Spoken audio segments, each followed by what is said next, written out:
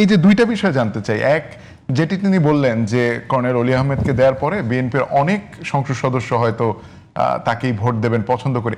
বাস্তবতা কি আসলে কোনোভাবে এই কথায় সায় দেয়, মানে আমাদের রাজনৈতিক বাস্তবতা যেটি আছে? আমি আপনাকে একটু আমার ভাইয়ের আপনার এই বক্তব্যটাতে আসার আগে, বেঙ্গল রেজিমেন্ট এটা ব্রিটিশ আমল থেকেই ছিল এবং আপনি যুদ্ধের আগে বেঙ্গল রেজিমেন্টের সেকেন্ড বেঙ্গল হচ্ছে জয়দেবপুরে ছিল, আর অষ্টম ইস্ট বেঙ্গল রেজিমেন্ট ছিল অষ্টম east Bengal regiment.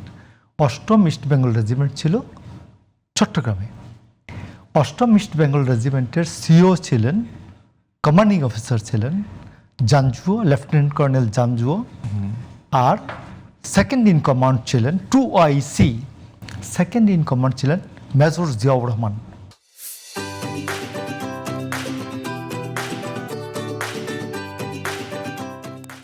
Major Ziaur রহমানের অধীনে আরও কয়েকজন মেজর ছিলেন, একজন মেজর মীর শওকত আলী, তারপর বিএনপি নেতা যিনি ছিলেন, বিএনপি নেতা পরে উনি তো, but he was general, he was better freedom fighter, general Shawkat ওই সময় মেজর।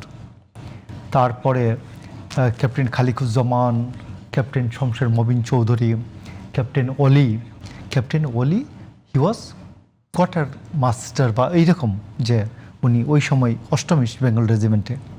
তো অষ্টম ইস্ট বেঙ্গল রেজিমেন্টে জিয়াউর রহমানের এমনি ক্যাপ্টেন এবং মেজর মনে হয় যে একটা র্যাঙ্কের, বাট ওইখানে সিনিয়রিটির কারণে আরও মেজর যিনি 2 দিন পরে জয়েন করছেন, তিনিও তার থেকে জুনিয়র। এবং তো সেই ক্ষেত্রে আমি আপনাকে বলছি যে কর্নেল অলি এবং মেজর জিয়া স্বাধীনতা যুদ্ধের সময় সমকক্ষ, এটা না, সমমনা ছিলেন। দ্যাটস রাইট, সমমনা ছিলেন। তো এটা মানুষ বিভ্রান্ত হতে পারে। মেজর জিয়ার উপরে ছিলেন লেফটেন্যান্ট ক্যাপ্টেন অলি। আমি 71-এর পজিশনটা বলছি, 71-এ ক্যাপ্টেন অলি, যার কারণে ক্যাপ্টেন অলি বীর বিক্রম আর জিয়াউর রহমান বীর উত্তম। তো এই জন্য যুদ্ধে যখন বিএনপি গঠিত হয় তখন কর্নেল অলি প্রেসিডেন্ট জিয়ার ছিলেন, এই PS ছিলেন, এবং আবার স্টাফ অফিসারও ছিলেন এর আগে। তো সেই জন্য কর্নেল অলি জিয়া ফ্যামিলির সাথে খুব খুব কাছাকাছি। এখন আসুন, কর্নেল অলি এবং বেঙ্গল রেজিমেন্ট এটা গেল। আর আমি আপনাকে বলছি, আমার ভাই যেটা সেপারেশন অফ পাওয়ার হচ্ছে, আপনি নির্বাহী বিভাগ, আইন বিভাগ এবং বিচার বিভাগ এর মধ্যে ব্যালেন্স করবেন, সেপারেশন পাওয়ারটা ভাগ করবেন। কথাটা শুনবেন, এখানে 48 থেকে 58, আমার ভাইয়ের কাছে বইটা নিয়ে আসছে দেখতেছি, 48 থেকে 58 হচ্ছে নির্বাহী বিভাগ। রাষ্ট্রপতি 48 দিয়ে শুরু, তারপর মন্ত্রিপরিষদ, প্রধানমন্ত্রী, এই সব এদের সবার পাওয়ার টাওয়ার এখানে ভাগ করা আছে নির্বাহী বিভাগের। রাষ্ট্রপতি কিন্তু নির্বাহী বিভাগের লোক, রাষ্ট্রপতি নির্বাহী বিভাগের লোক, প্রধানমন্ত্রী নির্বাহী বিভাগের লোক। ওকে, আসেন 65 থেকে 2টা পরিচ্ছেদে ভাগ করা আছে, নাম হচ্ছে সংসদ, আইন বিভাগ। 65 থেকে একবার 93 পর্যন্ত, বাট আমরা বেসিক্যালি 65 থেকে 78 পর্যন্ত জাতীয় সংসদের প্র্যাকটিসগুলো করি। এরপরে ভাগটা হলো কিভাবে আইন প্রণয়ন পদ্ধতি, দ্বিতীয় পরিচ্ছেদ। আর 94 থেকে 116 কিভাবে আইন বিভাগ চলে, আইন বিভাগের ক্ষমতা কি, আইন বিভাগ প্রধান বিচারপতি কিভাবে নিযুক্ত হবেন, প্রধান বিচারপতি কিভাবে কোর্ট ডিস্ট্রিবিউশন করবেন, অ্যান্ড আদার্স পাওয়ার, এগুলি। তো এই জন্য রাষ্ট্রপতি এবং প্রধানমন্ত্রীর মধ্যে পাওয়ার ভাগ করলে, সামনে পেছনে নিলে, এটাকে সেপারেশন অফ পাওয়ার বলে না। সেপারেশন অফ পাওয়ার মন্টেস্কোর যে থিওরি, আমার ভাই যেটা, আমরা যেটা পড়াই, সেটা হলো সেপারেশন অফ পাওয়ারটা হবে বিচার কি বলে, নির্বাহী বিভাগ, আইন বিভাগ এবং বিচার বিভাগের মধ্যে ক্ষমতার ভারসাম্য, ক্ষমতার পৃথকীকরণ। একজনের ওয়ালে আরেকজন টাচ করবেন না। যেমন বলা হয় যে আপনি বিচার বিভাগের হাত অনেক লম্বা, কিন্তু উনি জাতীয় সংসদের ওয়াল স্পর্শ করতে পারবেন না।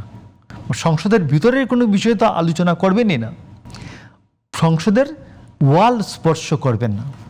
তো এই জন্য আমি আপনাকে বলছি যে সেপারেশন অফ পাওয়ার বলতে রাষ্ট্রপতি প্রধানমন্ত্রীর মধ্যে ক্ষমতার ডিস্ট্রিবিউশনকে বোঝায়। কিন্তু জনাব মোশাররফ, এখানে আমি একটু জেনে জনাব রাসেলের কাছে যাব যে বারবার যখন প্রশ্ন ওঠে যে আমাদের যে রাষ্ট্রপতি পদটা আছে, আপনি দেখেছেন কিনা যে অনেকে কিন্তু বলেন যে তাহলে এই পদের আসলে কোনো প্রয়োজনীয়তাই নাই, আমরা একেবারেই হচ্ছে গিয়ে মানে প্রধানমন্ত্রী থেকে শুরু করতে পারি। না, রাষ্ট্রপতি একটা আপনাকে, যেহেতু আমরা এখানে কিংডম সিস্টেম চলছে না, তো এখানে আপনাকে একটা নিয়মতান্ত্রিক হেড লাগবে।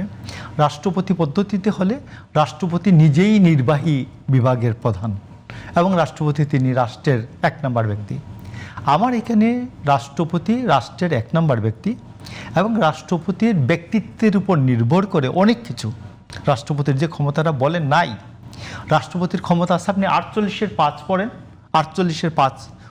48 অনুচ্ছেদের দফা 5 পড়েন, পরে দেখবেন যে প্রধানমন্ত্রী যত বিদেশ সফর করবেন, বিদেশ সফরের বিষয়বস্তু অথবা বিদেশে কোনো ট্রিটি চুক্তি অথবা এমইউ সই করলে সেটা রাষ্ট্রপতিকে অবহিত করবেন। রাষ্ট্রপতি প্রয়োজনে তা সংসদে উপস্থাপনের জন্য বলবেন।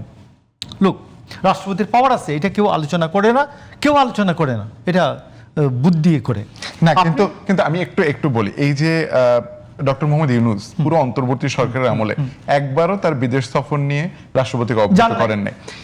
মালয়েশিয়া এবং চীন সফরের পরে প্রধানমন্ত্রী তারেক রহমানও তৎকালীন রাষ্ট্রপতি শাহাবুদ্দিন চুপ্পুর সঙ্গে দেখা করেন নাই, তাকে অবহিত করেন নাই। তাতে ক্ষতিটা কি হয়েছে? আমি আপনাকে বলতেছি, ক্ষতিটা কিছু হয় নাই, ক্ষতিটা হবে না কেন? আপনি 9 তারিখে আপনি পার্লামেন্ট নির্বাচন হচ্ছে মাত্র 72 ঘন্টা বা 48 ঘন্টা পরে, আপনি 48 ঘন্টা আগে একটা এই আমেরিকান বাণিজ্য চুক্তি করে ফেলেন। এর চেয়ে অপরিণামদর্শিতা আর কি হতে পারে? ডক্টর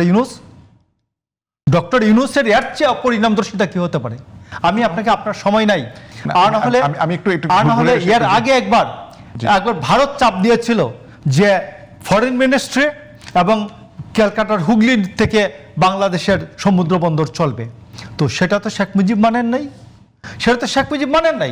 শেখ মুজিব মৌলানা ভাসানীর দ্বারস্থ হয়েছেন এবং উনি বলেছেন যে মৌলানা ভাসানী থাকা অবস্থায় আমি এই চুক্তি করতে পারবো না, বা পরে করো। তো আপনি 73-74 সালে যদি শেখ মুজিব এটা বলতে পারে, আপনি ডক্টর ইউনূস এইটা ইরফানুল বাড়ির লেখা থেকে পাবেন।